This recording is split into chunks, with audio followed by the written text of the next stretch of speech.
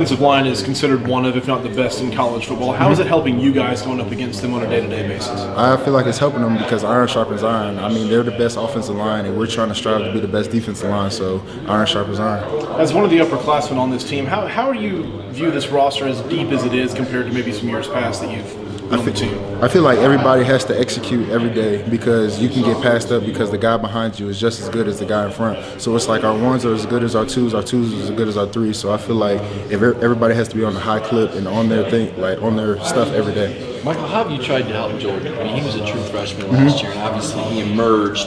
That doesn't happen without some leadership. What has the defensive line done to kind of help mold that young guy into such a player this early? I feel like we just try to take him in under our wing and just try to help him understand, like, you know, everybody hits that wall. It's going to be tough. You're coming from high school and now you're in college. I feel like you just need to learn the speed of the game, get faster at it. And that was just him, you know, losing weight, eating the right things, and like I said with the young guys this year, learning the playbook. So once he did that, and once he trusted us and believed in us, and didn't like man, no, I don't want to do this, but he really just started understanding. So you guys were pulling him along. You saw what he could be last year. I mean, you got 6'6", 350 pounder, and your defensive line. Yes, we need him on the field to help us win. Right. So it's like I try to, tell him like, we're there for him, and just basically, we're here for you. So if you need somebody to talk to, if you don't understand something, just talk. I mean, we're going to be here because we know what it's like. So we just didn't want to feel like he was left out and whatnot. So we just try to hone him in, bring him in, I know you guys lost Ledbetter, but could this line, and no offense to Jonathan, I'm sure, but could this D-line be a step up from last year's? I feel like we still got some guys. We got guys that know the playbook, and I feel like we're just going to play faster and execute better. So I feel like I don't know if it'll be a step up. I don't know if it'll be a step down because the season hasn't started yet. But I feel like as a unit, we will be great. And how does the havoc affect you? We know that the back seven's going to be doing some different stuff. Will some things change up for the defensive line with this havoc scheme we're seeing? I mean, we just have to execute the plays that are called. So once we execute the plays that are called and just play what we're supposed to play and like let the plays come to us instead of cheating the block and doing this and that, I feel like havoc will go up tremendously, and that's in all aspects. D-line, we tend to think of brute force, but right. You guys got a ton of experience up front. Right. Start with you and Tyler and everybody right. else. How does that? Why is that important that you guys have played as much as you played, and how can that be of an advantage for Georgia? Because we know the game, we know what certain teams run, we know what certain teams like to do. So it's just about us executing and using those tendencies that these teams do and using that against them, and basically executing what we have to do on our unit as to make things happen. What will you remember about the whole bowling stunt last week? And when did you know that Matthew Bowling was going to run the anchor instead of Kirby Smart? Well, I mean, we all knew that he was coming. We just didn't know how soon he was coming because we saw a picture of him running like something, and we were like, okay, I guess he's not coming this year. I don't know. But then next thing you know, he said 4x1. I was like, he was eager to say it too. So I was like, all right, we about to run against the coaches. We about to dust him. Next thing you know, he comes out the block. I'm like, all right.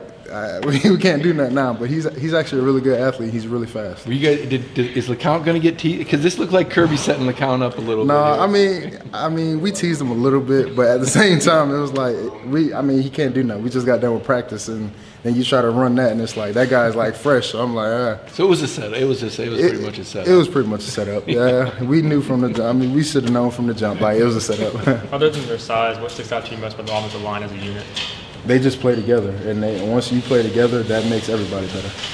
How did they play together? How does Coach Pittman foster that? I honestly don't know because I'm in the defense line room trying to listen to Coach Scott, but at the same time, I just feel like they play together. So it's like if one messes up, the next one is going to follow, and it's just like a blockade in the wall. It's a great wall of Georgia, I can tell you that. How would you describe the potential of Tyler Clark? What have you seen from him over these years? I feel like Tyler's going to do everything at a high clip. I mean, he's a veteran guy. He plays a lot of football here, and I feel like he's going to execute and do what he's supposed to do. Did you? Everybody remembers him playing the Rose Bowl. At least I do. I always think of that. Right. But it doesn't seem like that he leaped, from that point forward. Is that just it's hard to distinguish yourself in the D-line position, or did he have an off year? I feel like, it was just like we just weren't executing as a unit. It's just not just on him, but as a unit, I don't feel like we weren't executing well. But I feel like we're going to right our wrongs and correct that and play better as a unit.